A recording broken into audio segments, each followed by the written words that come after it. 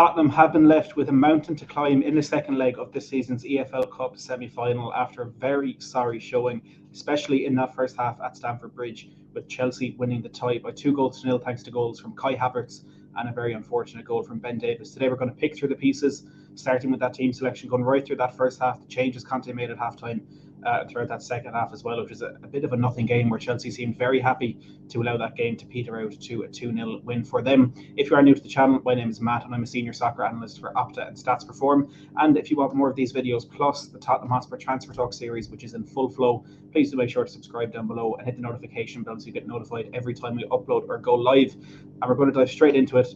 First of all, let's welcome a few people in the chat, actually. Kitty Kenny, good to see you. Mr. K saying, look, getting beaten 2-0 wasn't as bad as it could have been. It could have been a lot worse. Ryan, great to see you in the live chat there, as always. We've got Harjan and Jack as well saying, absolute nightmare. Look, we start with that lineup. It was one that I think was a bit surprising for us to see.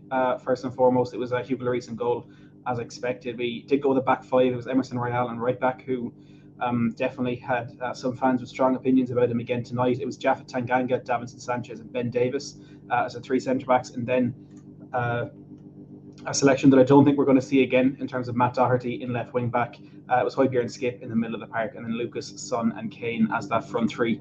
I mean, look, we can call it a front three, but for that first half, it wasn't really much of any front line, to be honest. They were put so deep.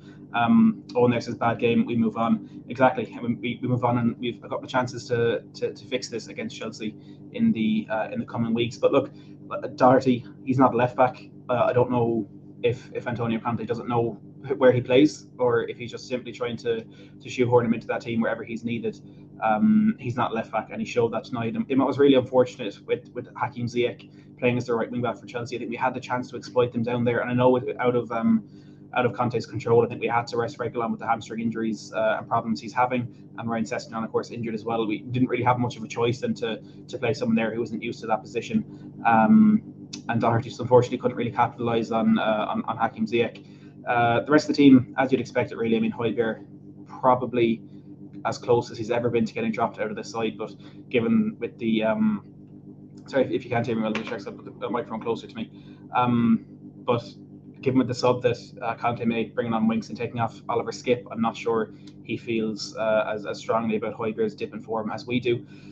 But look, diving into it, from the first minute we gave Chelsea the ascendancy, and to be perfectly honest, it may sound ridiculous to say, but if Lukaku hadn't done that interview last week, he would have put Chelsea 1-0 up. When he got in down that right-hand side, and a confident Lukaku on flying form, he hits that on his left foot, and from there, if he generates any amount of power in it compared to what he's able to do, I think that ball flies past Hugo Lloris. We were set back from minute one, and that was the warning that we needed. It was the warning that we needed to wake up and actually realise we're obviously in a game here against the European champions, one of the best teams in the country, and we didn't really fix it from there at all. And it wasn't too long for the next mistake to happen. And there was, I'd say, 3 or 4 mistakes in that opening goal for Chelsea. We had that free kick on the halfway line, a chance to get up the pitch for the first time in the game, because we'd been pinned back right from the first second, as I mentioned. And that pass, the free kick, ended up going backwards right to Davinson Sanchez, who in that moment you're thinking, just get rid of it, fire it up the pitch. If Harry Kane wins ahead and it runs through to Kepa, or if the Chelsea centre-backs get in possession, absolutely fine. He puts Tanganga under pressure with a bit of an underhit pass. Then Tanganga, you do it. You can even give it back to your keeper at this point, when he'll have a bit more time to either pick out a pass or just send it up the pitch. He plays the ball into Emerson when he can see from the angle he's looking at that Marcus Alonso is putting that pressure on Emerson Royal. That pass is not an option. He underhits that as well. And then once that pass is running into Emerson Royal, he needs to sprint into that ball. He needs to make sure he's the first one there. But he steps across Marcus Alonso, tries to shield the ball, and Alonso is just more aggressive. He wants to win that ball more, and he does so absolutely easily. Then he's bearing down on our box. Tanganga is caught in 2 minds. Does he go to the ball? Does he keep an eye on Havertz behind him? And in the end, he kind of gets caught in no man's land and doesn't either, and just stands there as a sitting duck and allows that ball played in behind him to Kai Havertz. And then it's Davinson Sanchez who's in 2 minds. He doesn't know if he should mark Lukaku or step back onto the line. And in the end, he's just in the worst possible position where he can get a foot in the ball, but he can't keep it out. And I don't blame him for not getting the block. I blame him for not really positioning himself properly in the first place, and either deciding, committing to mark Lukaku, or committing to get back there in the line and protect Hugo Lloris at his far post. And it was just a series of error after error after error. And it was kind of the the rhythm being set for that first half, with us just being really, really vulnerable defensively and Chelsea being on top. It was attackers against defenders. And in that first half, we had 0 shots, we had 0 XG. It was a very, very sorry showing. And we ended up being really lucky in the end when you have that Havertz chance at the far post when Højbjerg tried to clear the ball. It hit off skip, went straight back into Havertz. If he takes a touch onto his left foot or if he sends that outside Lloris to the far corner, I think Chelsea are 2-0 up. You had the Lukaku header as well that he missed, tried to glance into the far post that went just wide. We were really lucky that it wasn't more than 2-0 at the break. And the second goal, look, it's a comical own goal. It's a poor delivery into the box from a set piece. It's an easy clearance for Japhet Tanganga. I think obviously he deserves some blame for that. He's headed the ball onto a teammate into the back of the net. I don't think he deserves a full blame because there is a massive element of misfortune about that. And the Sky commentator was saying he should be heading that out for a corner, and Ashley Cole in the studio was saying he should be controlling that. Absolute crap. As Michael Dawson said, in hindsight, you can say, yeah, head that out for a corner. But in that moment, you don't head that out for a corner. You can't find any defender who defends that by heading it out for a corner in front of him. It was a ridiculous suggestion by the commentator. But in the same breath, you can say he should have done anything other than what he did do. I was looking at it at halftime, and I'm not going to blame Ben Davies for this, but I'm not really sure why he jumps in the first place, because that ball is 2-3 yards over his head. And he's never going to get a head onto that. It's just kind of jumping and turning to watch the ball go past him. It's his momentum then as he leaps through the air that allows the ball to hit off him and cannon into the back of the net. And you're thinking at that point, when Chelsea are going to run away with this, the tie is over. And I think we did well to kind of nullify things from there and to stop the Chelsea barrage on our goal. And just to take out a few kind of individual performances in that first half, Matt Doherty, as I mentioned on the left, is absolutely pointless. It is a ridiculous decision. There are other, like I said, we need to play an unorthodox left back out there because Reguilon is suffering. He's carrying a knock. Sessegnon is injured. Play Brian Hill. He's able to play on the left side. He's a left-sided player. He's left-footed. When he gets that ball down that side, he can whip across into the box. Doherty, every single time, because he doesn't have a left foot, had to cut back onto his right. But Chelsea were expecting that because they know he doesn't have that right foot. There's a few times when he had possession of that right side, and like I mentioned with Ziyech, he's not a right back. He was caught too high up the pitch. His positioning was poor, and we were able to get Doherty in behind. But it didn't really come to anything because he just was not comfortable bringing that ball onto his left foot. He had to bring it inside onto his right, and that allowed Ziyech to get back in and cover him behind him. I don't want to see Doherty left. I don't want to see Doherty on the football pitch again. First and foremost, like I tweeted, we could sell him to Wolves, maybe go to a European club because Wolves just isn't far enough away from Tottenham. Tanganga, look, I tweeted out before the game. There was a lot of people asking for Joe Rodon to start this one, and I really don't understand the Joe Rodon hype train, if that's what you want to call it. I think fair enough saying he deserves a chance. He should get some time on the pitch to prove himself. But in a game against Chelsea, that's not when you do that. You don't pick a player and give him his chance or try to get him some minutes in a cup semi-final against Chelsea. And to be honest, Rodon hasn't really done much to prove that he does deserve that chance in a top game, that he does deserve that chance. I mean, there's 4 managers now in Mourinho, Mason, Nuno, and Conte who haven't wanted to give him that opportunity. I think we have to read into that a little bit. There's a reason that that's not happening. In hindsight, you can say he probably should have started ahead of Tanganga, but I don't think for a second that Rodon going into that game is a better option than Japhet Tanganga, because Tanganga has played games against Chelsea, he's played against Liverpool, he's played against Manchester City, and he's kept some of the best wingers at bay. He did it with Mane, he did it to Sterling, he did it to I forget who it was in the Chelsea game, but he's done it. He's done it. And again, in an ideal day, Dyer will be starting there. We've reason to believe that he has COVID. You'd start Dyer there, you'd start Romero there. But Rodon over Tanganga going into this game, for me, never in a million years is that even something that should be contemplated. Because, first of all, I mean, Rodon hasn't played in a while. He's not match fit. He's not match sharp. And if you're up against the physicality of Romelu Lukaku as well, I mean, it's a no-brainer on that for me. But of course, some people disagree. Emerson on really poor form. Definitely the worst spell of his very short time at Spurs so far. He struggled a lot. I think there's some people who are taking it a bit too far in their criticism of him. I mean, if you're picking him out as your worst player in that first half, I think that's purely agenda driven, because there was a lot worse on that football pitch in the first half. Højbjerg at the moment, like I said, is all over the place. I mean, going into that game, you have you're kind of up against a midfield of Jorginho and Saul. Jorginho, who very talented player technically, but in terms of getting into a physical battle, or even when he's pressed, just not good enough. He just is not good enough. And you've Saul, who's been an absolute mess since he came in from Atletico Madrid. that's a midfield battle that you could be winning.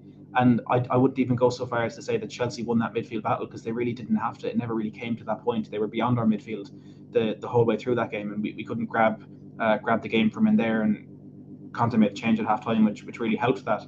But that midfield battle for me had to be won, and Højbjerg is the reason really that it wasn't. The halftime changes then, and Ndombele came on for Matt Doherty, and it turned at the beginning a bit into an inverted back four. Davis kind of stayed as a left centre back, and it was still those three as the centre backs, but Emerson Royal bombing on a lot more down that right hand side. And in the first 10-15 minutes of that half, we really committed men forward, and we committed them out on the right hand side to create those numerical overloads. You had Emerson Royal out there, Lucas was going out there, and Ndombele at times kind of dropping into the pockets as well to give an extra option out there.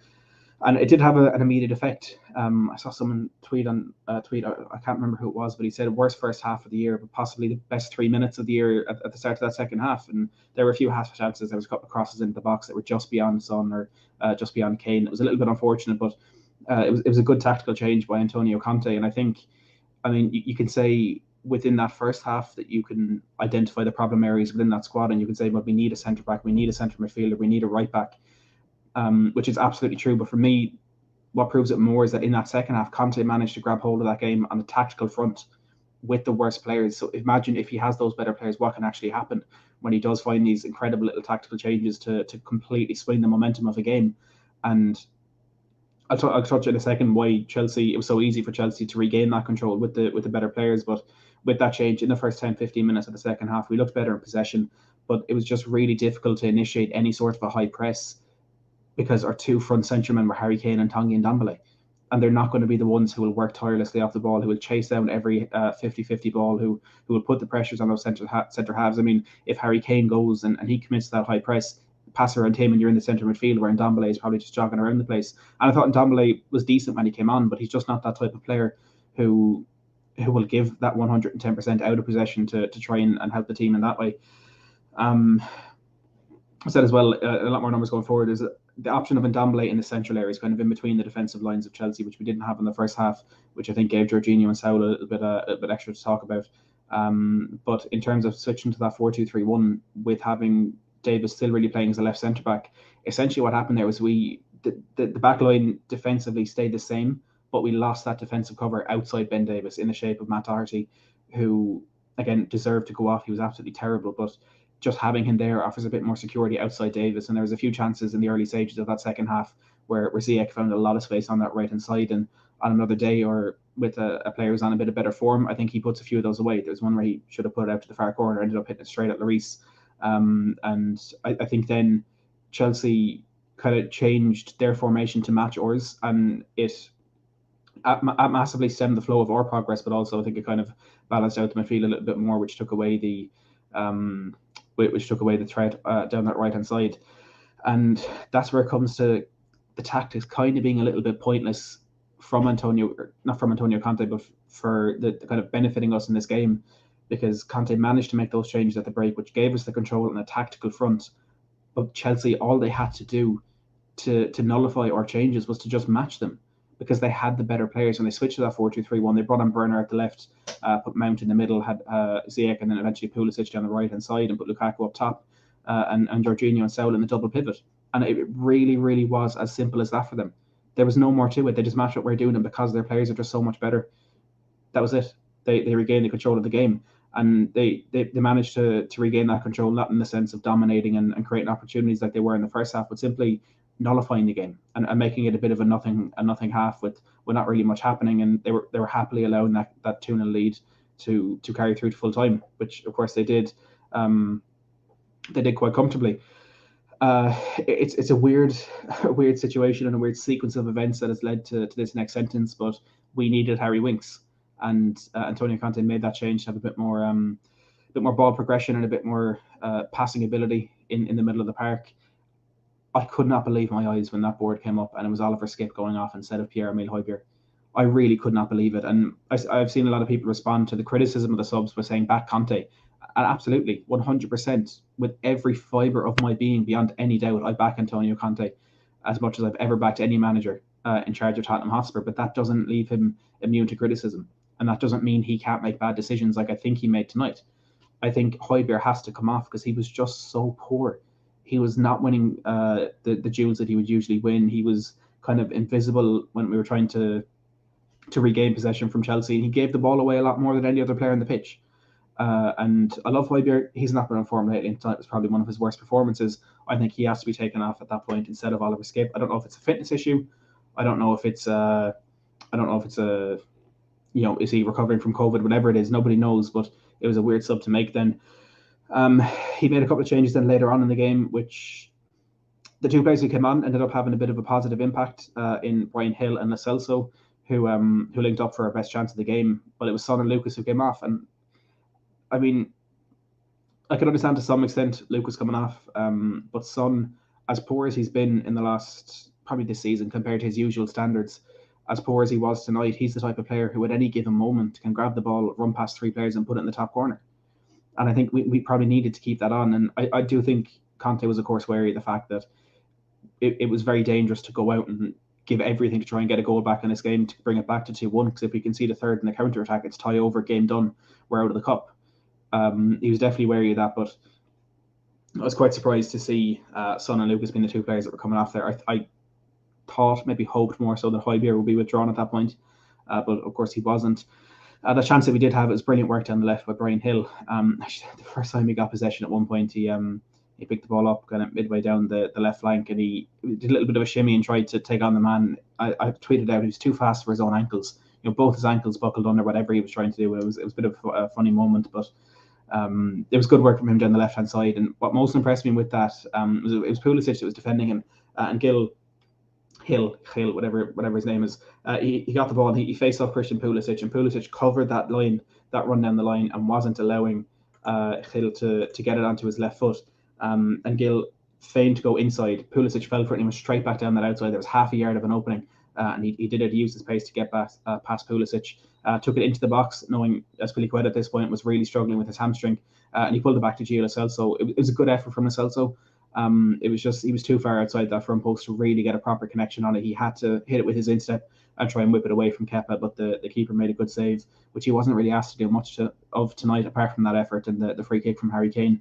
And then Chelsea from that moment broke forward, but it was good defending from Sanchez to quash that counter attack. But look, we can sit here as long as we want and talk tactics, talk the specific kind of performances and all that. But all we've really learned tonight is, first of all, the EFL Cup might be gone.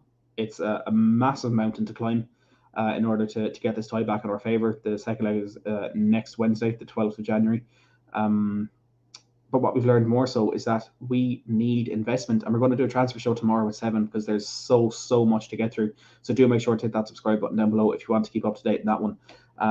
But we need investment, and it doesn't really look like we're going to get that this January.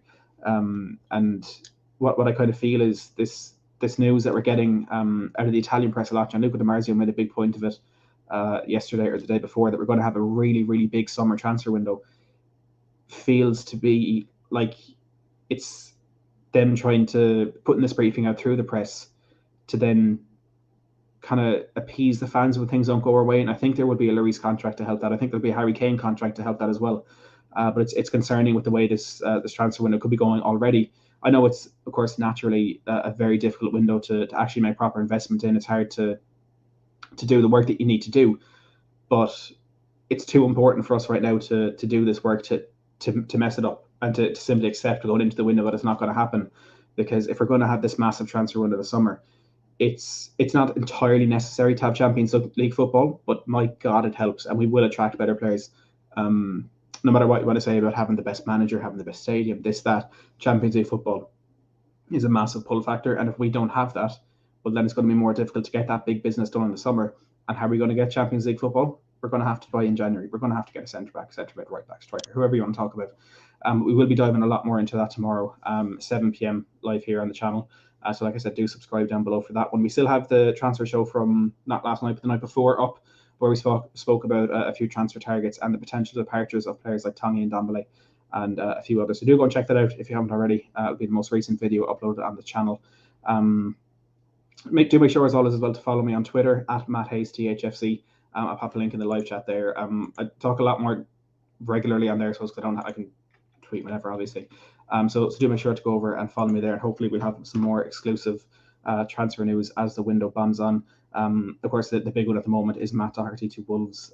As I understand it, Wolves have made a loan inquiry to sign the player, but it's difficult to gauge the likelihood of this deal actually happening, because there seems to be different noises out of the different camps involved in this one. But do make sure to go and follow me on Twitter, and hopefully we'll have updates on that and plenty other moves for Tottenham in the coming days and coming weeks. But for now, hit that subscribe button down below, hit like if you have enjoyed this stream, but as always, thanks for watching.